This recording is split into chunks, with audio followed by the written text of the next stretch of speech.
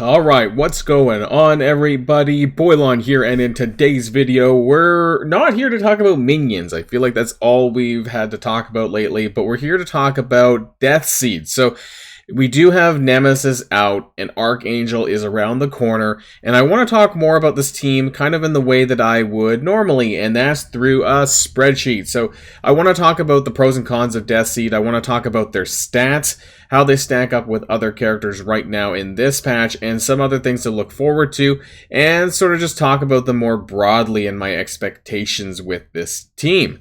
So if you're ready to go, then let's boil this down.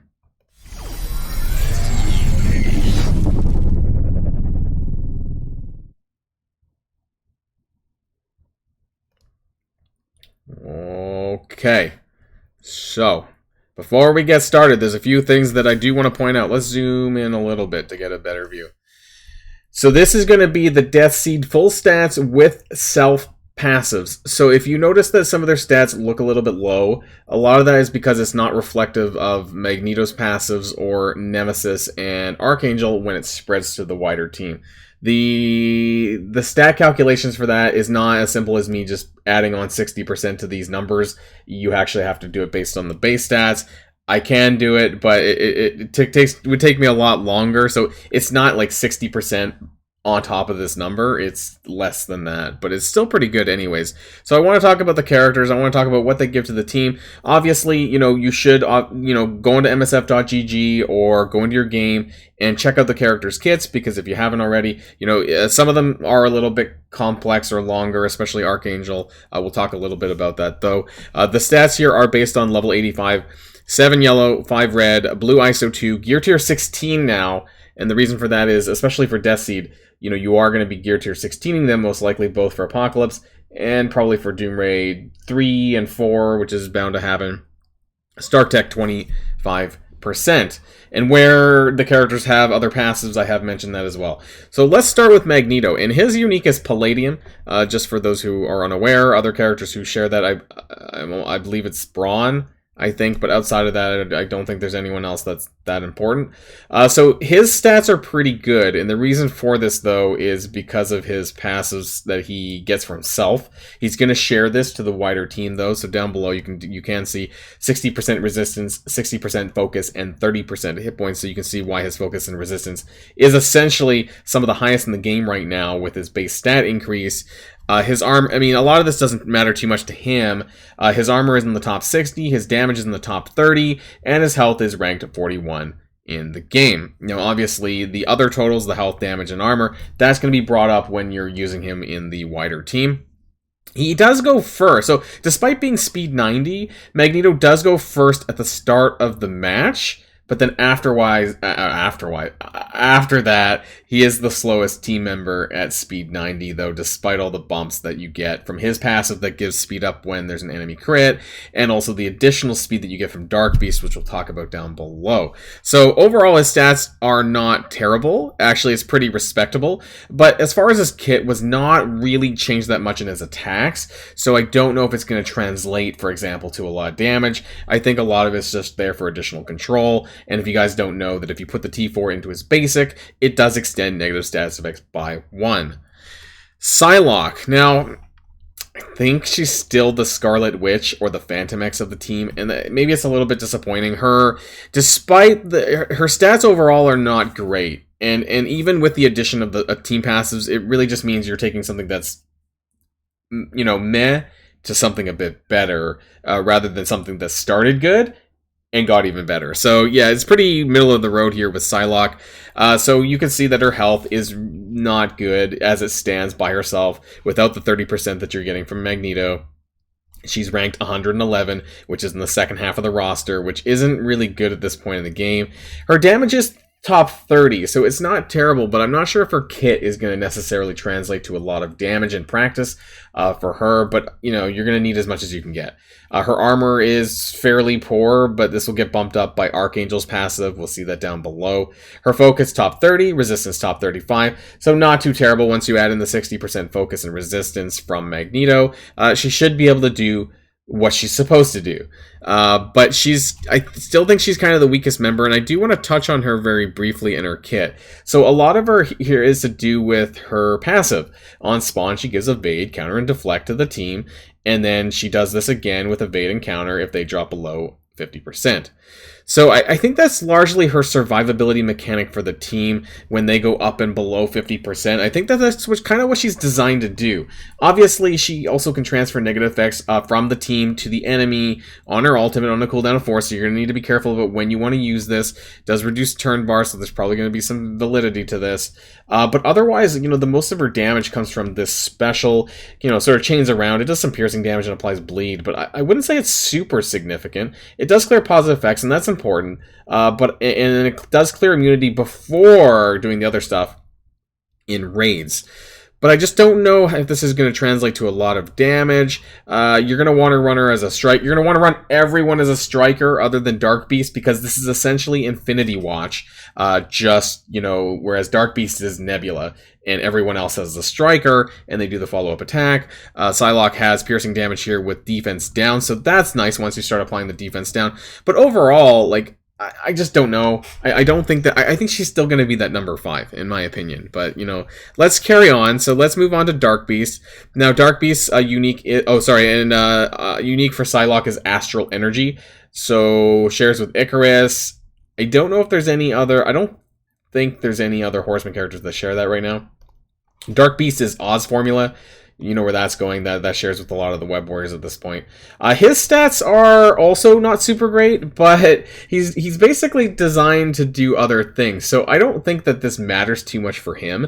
So you can see the ratings here, 60, 78, 126 for armor. This is all going to get bumped up by other characters, of course. And he always assists in the full team. So if we hop over to Dark Beast tab, especially his passive here, it's right here. Gain 25% assist chance per Deathseed ally, so he's going to assist every single time with the full team, and this is really important too, the additional stats. So if a Deathseed ally has defense up, they gain 50% armor. If they have offense up, they gain 50% damage and speed up 50% speed. So this is really going to uplift their stats in raids. Though the defense up and the armor does work outside of raids, the other ones do not. Probably because that would just be a runaway train at that point, because 50% damage is pretty absurd. So, it's no surprise that this is going to be a really good team in raids, but not all of the stats necessarily are going to get bumped up outside of raids. So with that in mind, you just want to make sure that the team has as many buffs as they possibly can so that you can get that additional buff from Dark Beast, which is going to be really important. And the fact that he always assists, and actually I want to talk about his assist mechanic and his basic here. So when this character performs a counterattack or assist, apply 2 bleed, offense down for 2 turns, and heal block for 2 turns. So he's basically going to be doing that all the time. And so that's why he needs to have a skirmisher ISO. So every time he assists, he's doing all this, it's landing, and he's probably clearing buffs at the same time with the skirmisher interaction. It's going to be a really good assist mechanic. So I put him at number 3, and we'll talk about the other 2. Well, basically the 2 newest characters who I believe are 1 and 2 in terms of priority for building. But I do believe that Dark Beast actually is number 3. So all the new characters is essentially in the top 3. Nemesis. Now, this is a really interesting one. So he is Carbonadium as far as his unique. So that's shared with Omega Red. That's shared with T'Challa, I guess, if you're still considering him for Dark Dimension 5 Cosmic.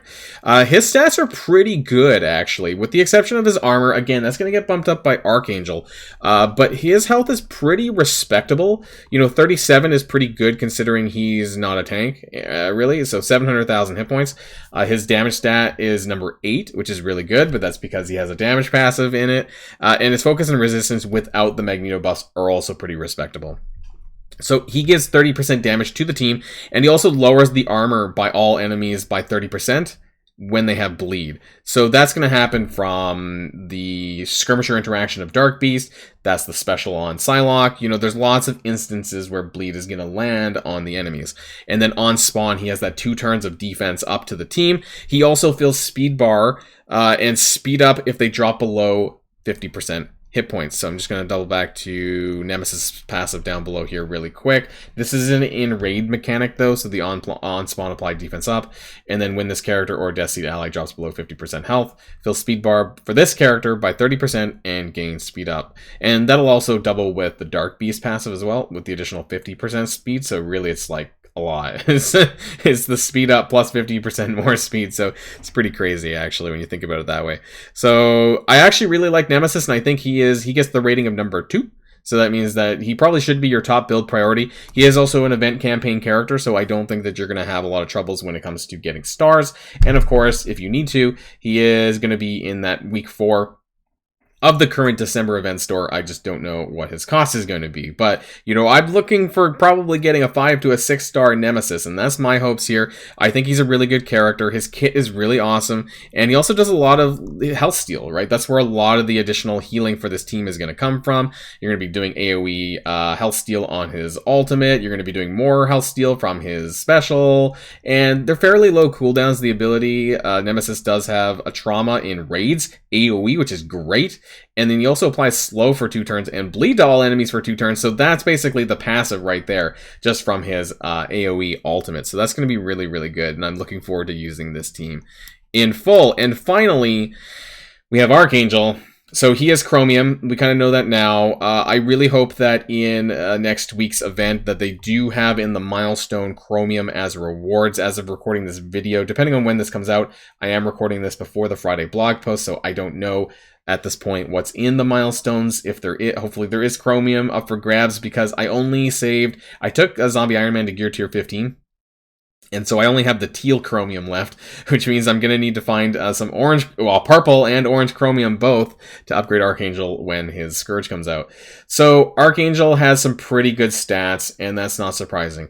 Some people might wonder, why isn't his stats even better than this? Because there's some instances where maybe it seems a bit low, but that's because you have to keep in mind not only the other characters' passives, but you also have to keep in mind that Dark Beast gives 50% more of those stats in raid, so that's really important. So the health rating at 26 for a blaster, the survivability aspect is really good there. His damage is number 11, and that's without the 30% sorry from Nemesis. It's over here. So that's going to be really, really high. So Archangel is going to be probably right up there for like top 5, top 3 kind of damage numbers when you add in the Nemesis passive. His armor is number 8. That's not really going to go up too much other than from Dark Beast. If you have defense up, that's going to bump up a little bit. And then the focus and resistance is going to go up by 60% on top of what it already is with Magneto's passive. So really, really, really respectable numbers here on Archangel. Also, he does have a speed of 127. So why is this important? Because outside of Magneto's turn 1, which he's going to do because of his passive, it's going to bump him up over the others. The turn order is going to be Archangel at 127. It's going to be Dark Beast at 113, Nemesis at 107, and then Psylocke at 93. So Magneto is the last character after the first turn, depending on how it lines up that way. And then it's going to go Archangel, Dark Beast, Nemesis, and Psylocke. So that's what you should expect. Archangel gives the team 30% more armor and 15% crit chance. So despite the crit mechanic, and this is where I'm a little bit confused, not confused, but I don't know what I want to do necessarily because I don't have him unlocked, obviously, is that he does have some stuff on crit. I thought it was, yeah, on this character or Deathseed ally crit. Heal self and heal all Deathseed allies for 3%. So I don't know if I want to give Archangel a Raider ISO because of that assist mechanic with Dark Beast. I think I still want to do more striker attacks. It also is going to apply additional bleeds, so you're going to get up to 4 bleeds with the striker ISO in raids. So that's a lot more ways. Now, I don't know if they bleed out. I don't think that's considered Archangel killing them. And that's the thing, I guess, as well, because I don't think it registers as Archangel's bleed necessarily when you get the on-enemy death part. Or actually, sorry, that might do it, but on the kill part probably won't work that way. This should work that way. So I don't know. if I want to run him as a raider or a striker. The striker will give him more damage overall, and thus the chances of him actually landing a kill significantly higher. So I think that's what I'm planning to start with, and then we'll see from there. To be honest, it's not blue ions that are really an issue, in my opinion. Sometimes it's green ions, but never really blue at this stage. So there is some, flexibility that you can try, mix and match, and those kind of things.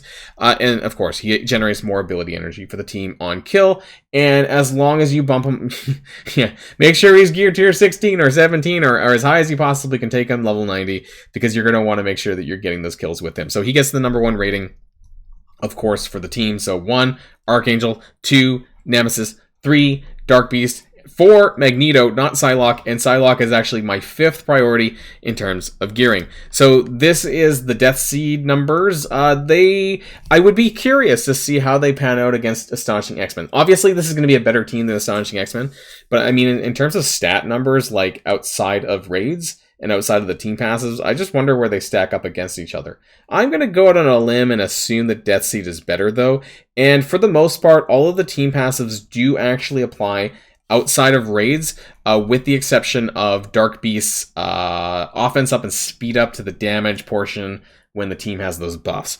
But the 30% for damage on Nemesis and the 30% armor and crit chance on Archangel are all outside of raids. Where will I see this team used? And so that's the big question. Is this going to be a viable team for Cosmic Crucible? I don't know, because the current season also contains Hero Mutants, and Psylocke is the only one on here. So there's not really a lot of places to synergize this team in Cosmic Crucible currently, except for Room 6, the Legendary Room, because there's 2 Legendaries on this team.